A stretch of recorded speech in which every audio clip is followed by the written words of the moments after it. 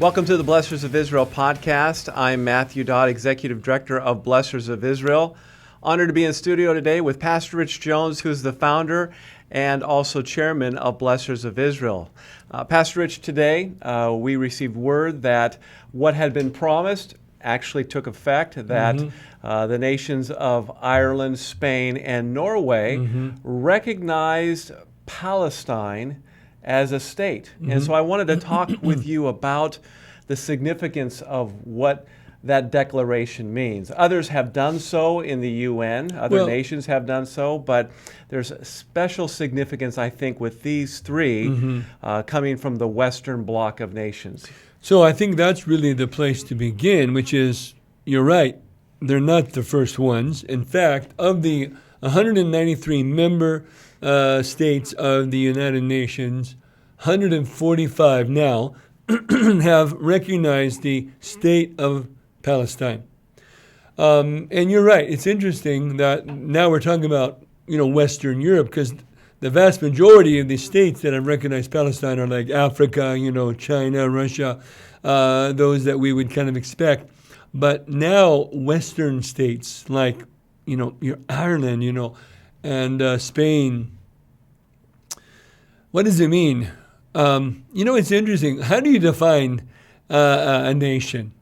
Really, I think borders, currency, administration, self-governance. So do they have these? That is an interesting question. Do they have the elements that define a nation? And really, they do not. I believe that what's happening is a political maneuver. It's probably not the right word, but a political move. And again, I think the idea is the hopes of bringing some kind of peace. Yeah, someone takes the initiative, someone begins to drive the agenda with the goal of a two-state solution. Interestingly enough, Denmark came out today, and their parliament rejected. Rejected, and what they said is there's no governing or recognized governing authority, which ties in exactly with what you said, which then leads us to what you said as well, that there has to be some other sort of agenda here. And I believe, some of them are saying, well, we want peace. And the only way that this is going to happen is that there's a two-state solution. But as we've talked about in previous podcasts, that's also fraught with many issues with the Palestinians themselves, because many of them, the vast majority, they don't want a two-state solution. They want a one-state solution. Thus the mantra from the river to the sea, Palestine must be free. In other words, when you say they want a one-state solution, what they mean by that is one state of Palestine and Israel is destroyed. That's what they mean. So what are the Western governments missing here? Because, earlier this year, the Biden administration was also hinting at, looking at, unilaterally recognizing a Palestinian state, but then they retracted. They went back to the position that the United States has held, that this needs to be negotiated between both parties, and they can reconcile this out. Perhaps we can help mediate that, but nevertheless, that's the best way to go about this. It has to be a negotiated arrangement. And right now, Israel's stance is we have no negotiating partner. There's no one on that side that will negotiate with us. Any Palestinian leader who stood up and said, we want peace with Israel, or we want to coexist peacefully alongside of Israel, would be subject to assassination, if I can be so bold. Right? The general people and populace do not want this that's being pushed onto them. Now, they want the power that might come with, being recognized as a state. But again, the average Palestinian, so-called, wants what you just said, one nation. So what, again, are these nations, Ireland, Spain, Norway, what are they missing? What are they missing in the equation here when the Palestinians have stated their purpose real clear? Well, I think that's what they're missing. They're missing what the Palestinians have clearly said that they want to do. Like, they want to destroy Israel. That was the whole point of Hamas on October 7th, destruction of Israel. The stated goal of the average Palestinian in the West Bank so-called Judea, Samaria, is the destruction of Israel. From the river of Jordan to the Mediterranean Sea, Palestine will be free of Jews. That's really what it means. That's the declaration of the genocide of Israelis. And so when Israel stands up to defend themselves, and defend themselves very strongly, then the accusation of genocide flips. So why do these nations feel like it'll be different this time? When you have the likes of Netanyahu and other Israeli officials saying, no, you're rewarding what took place on October 7th. You're enabling, you're empowering, you're not helping the process. Right. Well, because again, I think the goal is worthy. I mean, let's say that, right? Their goal is to try to bring some kind of peace. And they believe that the pathway to that peace is by creating a Palestine state. But what they're missing is you are not going to have the Palestinian people operate like a self-governed, peaceful state that is peacefully coexisting with its neighbors. That's what states do, right? So if you have Russia, for example, who decides that they want the territory of Ukraine, well, they're not peacefully coexisting. They're going to go after it and try to take it, right, by war. So essentially, that's what's going to happen here. Palestine will take the opportunity to bring about war. That's what they've been doing time after time after time. That's what's being missed. The goal is right, but the misunderstanding is what is really behind this Palestinian people. So where do you think this is going? Well, let me talk about something interesting here, and that is, I was earlier talking about the definition of a state, right? Currency is one, which we haven't talked about. Administration, right? A governance, which they do not have. And then 3 was borders. Mm-hmm. And they really don't have borders either. You know, the whole of the region of Palestine, the Palestinian West Bank, Judea, Samaria, Gaza, all of that is now being, let's say, an overlay of security by Israel. Different zones. So in the West Bank, in particular, I'm going to use the phrase that the world predominantly uses, West Bank, which means the West Bank of Jordan. In the Oslo Accords, those students of history and who follow the news know that there was a negotiated arrangement by which that area was divided, areas A, B, and C. And each area has different significance there. If you look at a map, they're like pockets. Mm-hmm. Although area C is contiguous. It's connected in some way, contiguously throughout. But A is that which is governed essentially solely by the Palestinian Authority. Area, and they're pockets, little tiny pockets. Areas, Area A. Area B was supposed to be jointly governed by Israeli-Palestinian authorities working together. Area C, which is 60%, by the way, of the West Bank, that was going to be governed by Israel, and then gradually handed over, gradually step by step, over to the Palestinian Authority. But the Palestinian Authority has reneged on the Oslo Accords repeatedly, and so that has not progressed any further. 20% approximately was in Area A, 20% was in Area B approximately, and 60% in Area C, which is a contiguous area governed by Israel, and these settlements that we see being built are actually in Area C. Okay. So this is important. Where is the border? When we declare a state, are we talking about Area A, Area B, or Area C? Well, what we hear is it must go all the way back to the 1967 borders. That was, of course, when... And what was the significance of that? What would the borders look like under that arrangement? Well, and this was when Jordan controlled, back in those days, the area of West Bank. And so then, of course, Jordan and Egypt and Syria attacked, in what brought about the 6-Day War. And so when Jordan, Egypt, and Syria attacked, Israel defended itself and took essentially the West Bank, and Jordan was pushed back. So now they're saying, we want him back. We want him back, but what do we want to do with it? It's already been divided up into A, B, and C. And so we're trying to redo the whole deal. Mm-hmm. Let's start over and redo the whole deal. After the Oslo Accords 1 and 2, after all of these wars that have happened, then these borders have now been settled. They're all under the corresponding security forces of Israel.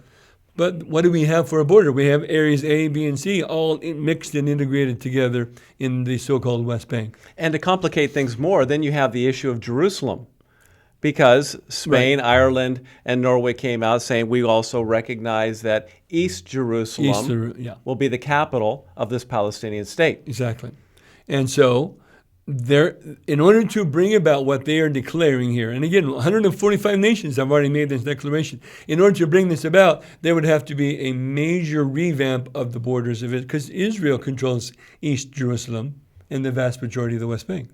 So you're going to have to completely redo Jerusalem, and that's the problem. You cannot reverse history. You cannot go back in history. Oh, we want 1967 borders. 67 was a long time ago. Sure was. And a lot of history has happened. And a lot of blood was spilled.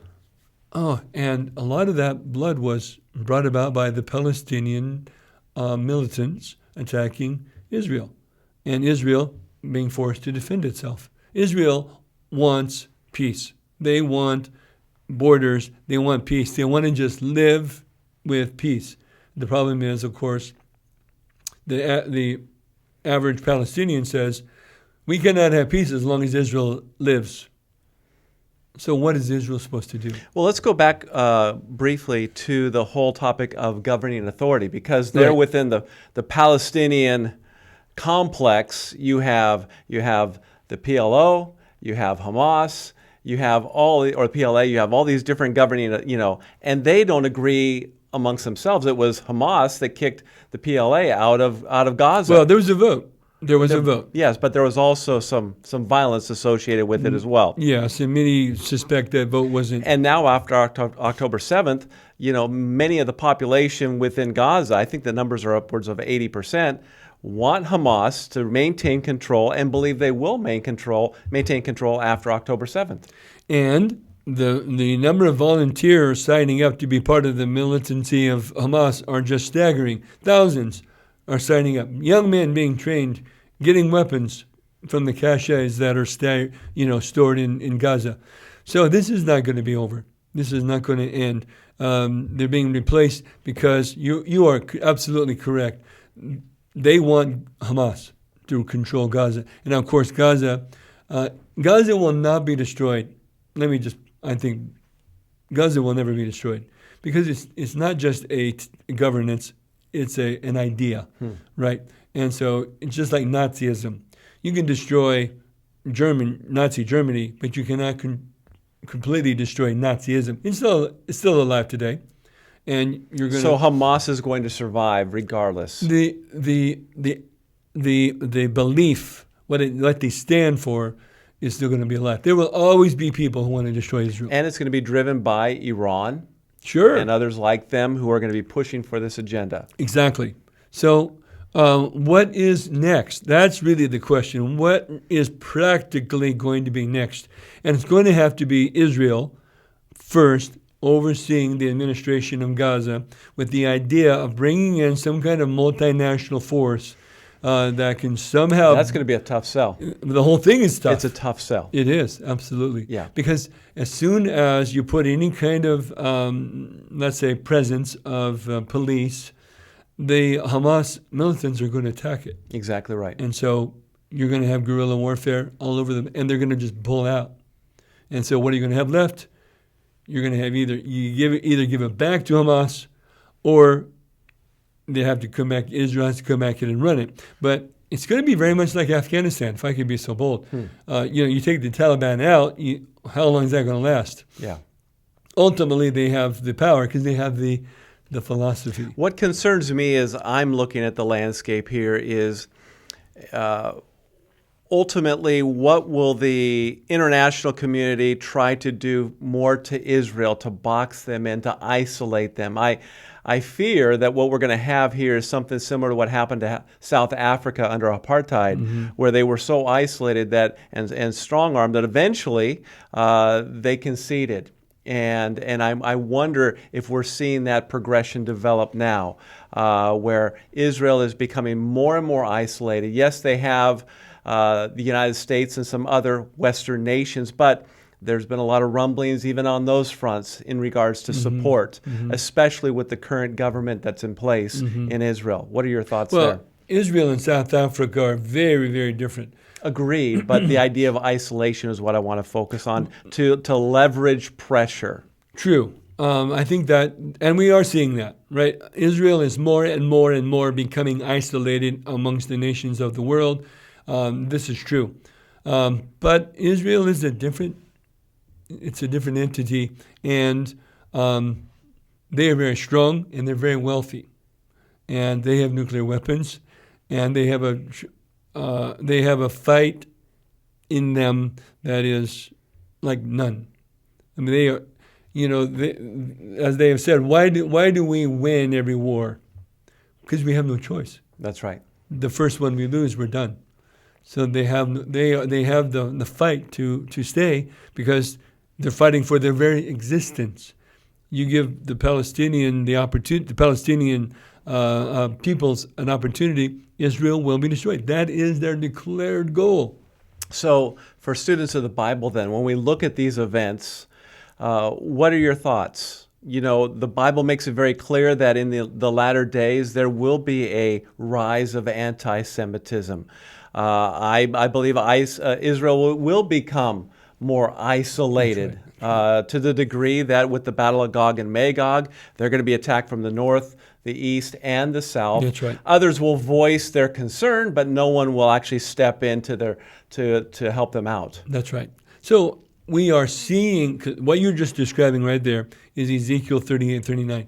And we are seeing now the formation of those very nations mentioned by name in those chapters. We are seeing the formation and the fulfillment being built into history unfolding before our eyes right now. And so we are going to see more and more isolation, more and more nations coming against Israel. And frankly, I think this was the intent of Hamas in you might say sacrificing themselves for the whole point of bringing the world to their side. Amazingly, it's working, and we're going to see it playing right into the biblical prophetic fulfillment, because ultimately it's spiritual warfare. It is. So therefore, what do we do now? We stand with Israel, number one. And number two, we pray. I know you pray regularly. My wife and I, we pray regularly. And you stand up for Israel against anti-Semitism. The tide is against Israel, because that's what we see in the Scriptures. Exactly right. Well, it's been a blessing to have this time with you, Pastor Rich, and we pray it's been a blessing for you as well.